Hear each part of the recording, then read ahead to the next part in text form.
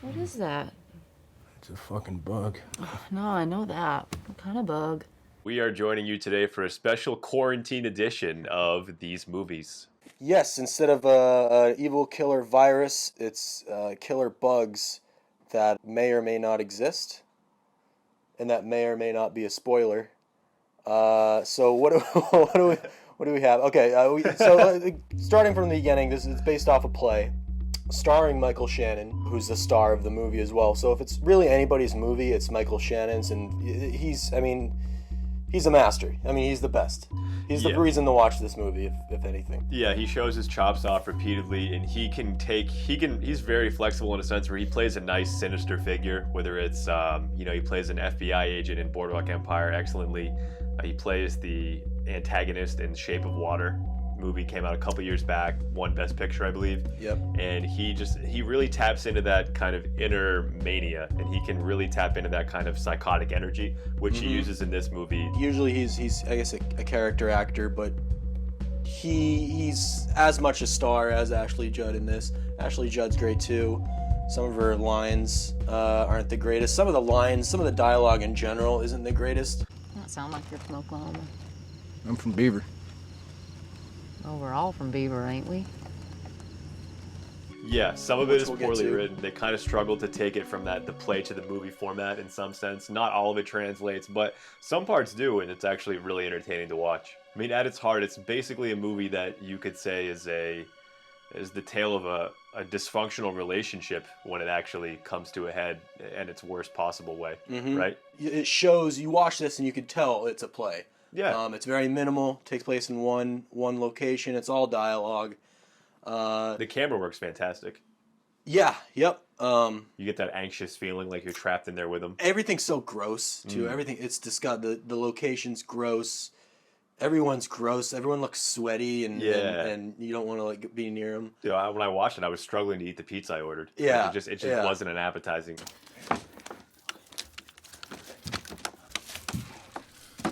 Oh, I don't think that's clean. Bastards! Apparently, it was picked up by William Friedkin, famed for The Exorcist.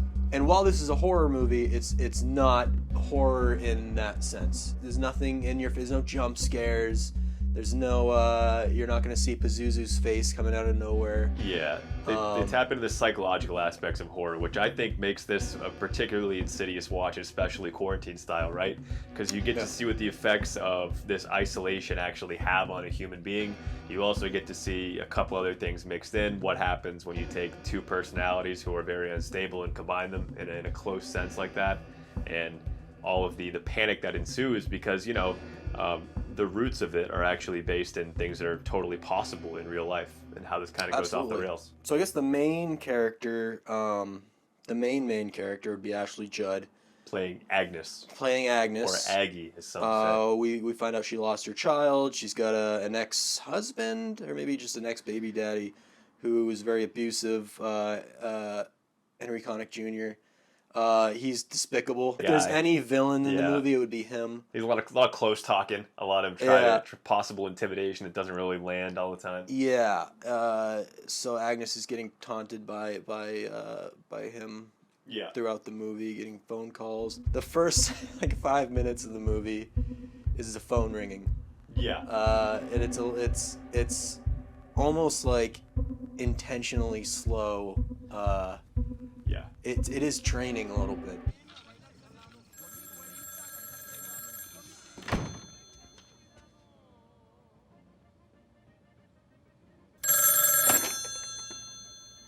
Hello? It just goes on and on. Yep.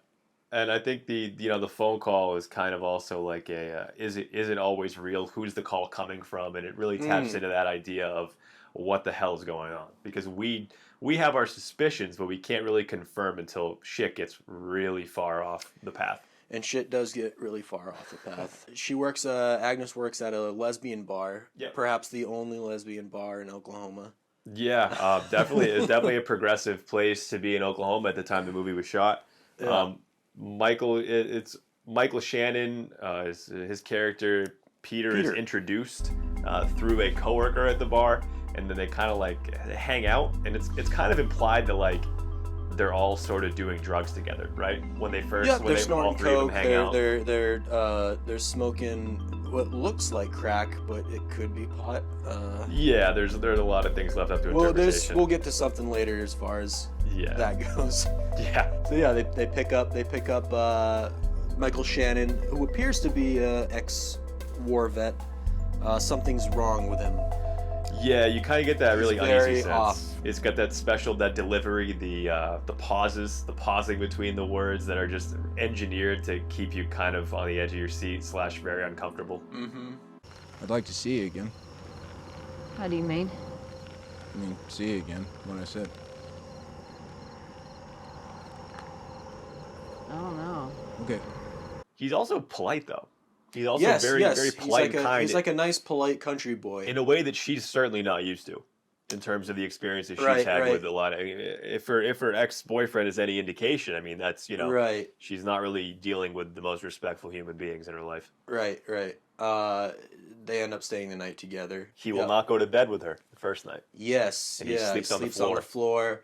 Looks up at the ceiling fan. You hear helicopters. I think it's supposed to be an apocalypse. I think it's supposed to be an Apocalypse Now reference, but maybe not. It's just why would they do that? It's just all around just very unnerving. That kind of like staring at that noise. The noise grows in your head, and that's kind of when you get the first seed planted of, well, maybe these are not the most sane people that we could focus on. Yeah, in that first night, we get the first hint of a bug. You hear chirping. They're looking around. Turns out to be a smoke detector. A broken smoke detector. Which we can all relate to that. And we know when a smoke detector starts beeping, the obvious thing to do is just take it off the wall. Problem solved. Yes. It doesn't beep anymore. Yeah. Success. He solidifies himself as a source of comfort for her, and that's why she keeps him around. That's a big reason. Otherwise, none of this movie would happen. Usually, you don't just take in drifters and like keep them around for days on end. I mean, the guy's new to town, but he kind of fills a void for her, and the pain that she experiences with the loss of her son, like that, right? She tries to find a way to kind of make up for that, or to, in a way, just kind of stop the pain from happening. Which is why, I mean, the drugs are a pretty key focus in a cinematography sense, right? We have a lot of shots coming from the angle right behind her pipes, the angle right behind some of the coke on the mirror, right? So they want us to know that she's trying to solve something here, but it's not quite working out. Mm-hmm. I haven't been to bed with a woman for a long time, but I think I could go to bed with you.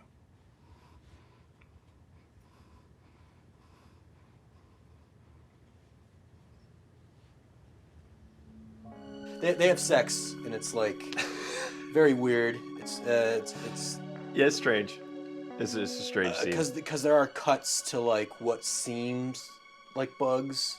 Yeah, it's a weird scene in general, but I mean, he's here to stay now.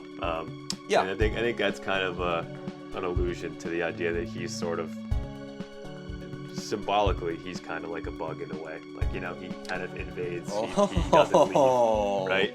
Oh, there's another meaning to it. A lot of time when you like watch a horror movie in general, like you're terrified, as we said, by things like jump scares, etc. But in this, there's really only one time where you get really frightened, or maybe two times, and they both involve Michael Shannon just acting his ass off, right? Yeah, well, he thinks there's a bug in his tooth. I think he has the bug is on him for a second. Like he has bites at first. They find it in bed. Yeah. They find it when they're in bed. He's explaining how it's an aphid, plant lice. A blood-sucking aphid. A blood-sucking aphid. Which I've never heard of. Might be real.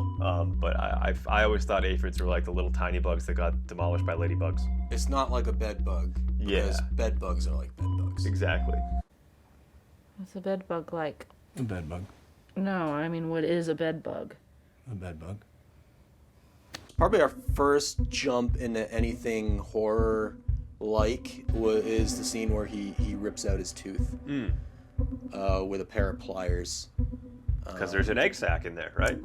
According to him, there's an egg sac in there. And the mania just really expands from there, right? Eventually she gets marks on her, or Agnes gets marks on her as well. So that's when he goes into like real... psychotic mode, right? We get into Alex Jones-esque government paranoia. Absolutely. She's basically a consulting reporter for InfoWars at this point, and she's totally sucked into his world now, which is kind of the last. She's now losing her friend, losing a good friend, and making a bad friend. Yeah. In one scene. Yep, and he continues to be sympathetic, but things really, really escalate from there, and we see what appears to be all of the tinfoil and saran wrap in Oklahoma plastered all over their walls and ceiling. We have the vision of Michael Shannon pushing around his cart at Walmart, just maybe roughly, a couple carts. Yeah, just two at once. Frantically, just looking around for Customer service comes around. Can I help you look for something, sir? Tinfoil. More tinfoil, please. Sir, you've got all of it. I need more. And those people are trying to come in here to kill us because the bugs won't go out into the world to do their work. They would never leave us. They will never leave us. We are all they know. I guess the whole last third is really one continuous scene. Just a dissension into madness. That's all. Yeah, everything's in the tinfoil room. Yeah, it's all blue. Everything's ultraviolet. Yeah, you have that fluorescent kind of color, right? Where it's like it's almost like they're inside a giant bug lamp in a way. And then it is beautiful. Like it looks great. It's a great set. It's very well done. It's a good way to show physically how everything's escalating in their head. Yeah. But you see it. If that's what's going on outside of them, then what's going on inside their head must be even crazier. Definitely. We grapple all the time in this movie with what is real, what is not real, and I think we're on the edge of our seat as an audience trying to solve it, and I'm not sure the characters. The characters' lives are blurred between what is in their head and what is actually, what's really happening. And I think this Dr. Sweet character kind of fascinated me. Let's talk about Dr. Sweet. Is this the White residence?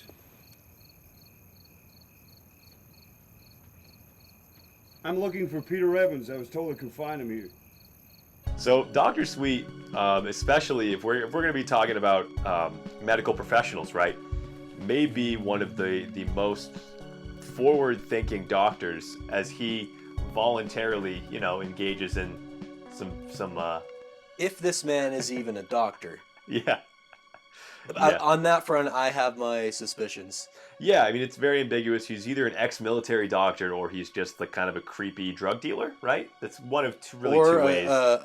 Someone a very liberal social worker. The way that Peter kind of addresses him, right? You know that Peter's met him before. We're not really sure what context. A lot of stuff says former military doctor, but we can really only be so sure at some points. Mm-hmm. He tries to solve the problem in a way. He kind of wins over Agnes a little bit. He's got to get through Agnes first. Yeah. He does his job. He has her pretty much convinced. And part of it is because he, wants to take a hit off what the pipe. He takes a hit of her dirty crack pipe. We think it's a crack pipe, right? If it's it is bizarre. I don't really know what's going on. Why would he take a hit of that pipe in front of her? Or not in front of her, but in that scene at all. Yeah, it could have just been weed. To gain her trust, but... Yeah. It was definitely an interesting move, but, And it's the first time where somebody is actually really explaining flat out what we're already thinking. Have you at least entertained the idea that the bugs are a delusion? How do I know you're not a delusion? Touché. Yeah. And the audience is already like, it's a delusion. Yeah. It's crazy. Yeah, he's thinking more like the audience at that point. We've talked about what this could mean going down the road. If Peter has the delusion, there is there's a condition known as shared psychosis, where if one person has this kind of delusion of what is going on in their life, and especially if the delusion involves something all-encompassing, like these bugs swarming all around, or a vast conspiracy setup, if somebody is in an unstable position near them and they live with them in isolation for a long period of time, they become susceptible to the same kind of delusion, and it basically just spreads into this dual psychosis, and they're trapped in their own world, really. The way it appears to work is that if one person's a little paranoid about something and the other person's paranoid, they work off of each other. Oh yeah, they build. And it makes their paranoia stronger. just by having another person to back them up. One scene that comes out in mind is that's when they're basically explaining the conspiracy theory to each other as if they are both creating it in real time, right? Yeah. It's like, and that's why you lost your son. And then, it just builds and builds with more strange kind of twisted lies that get combined. Oh yeah, that whole ending monologue, or I guess dialogue, it just goes on, and it gets crazier and crazier, and I love it. It's great. But yeah, you see, like, they're confirming it for each other. They need each other. Especially Michael Shannon needs her to. He needs her to believe, or else it just goes out the window. And eventually, their sum total is we have these bugs inside of us and all over us, and we are the reason they are mating so quickly because of the time that we've spent together, and we need to make sure they don't get in the outside world. They created the super mother bug. Yep, the super mother bug. The bug, the super mother bug. I am the super mother bug. I am the super mother bug. Oh my god. But just okay, so spoiler alert. There are no bugs. There are no bugs in the movie. Yeah, this is not. It's all psychological. Something I noticed for the first time watching this, I'd watched it a handful of times before, but when Michael Shannon takes off his shirt and you see all the bites and like the marks, and it's disgusting. He turns around, you see nothing on his back.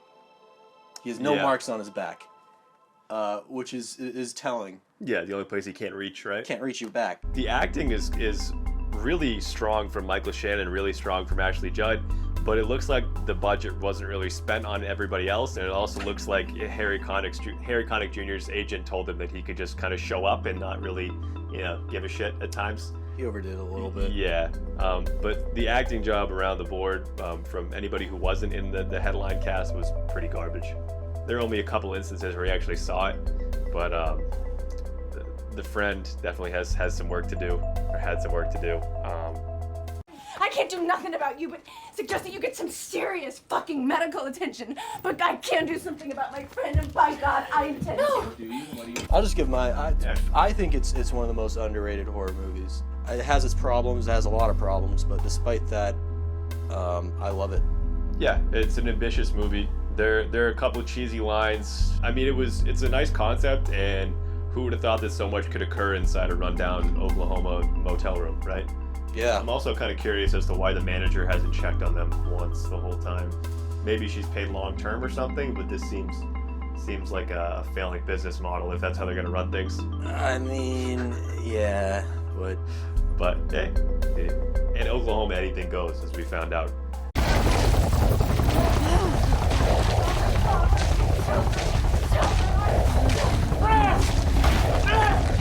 And sometimes when you're in a quarantine, you just gotta pour gasoline on yourself and burn out the glory.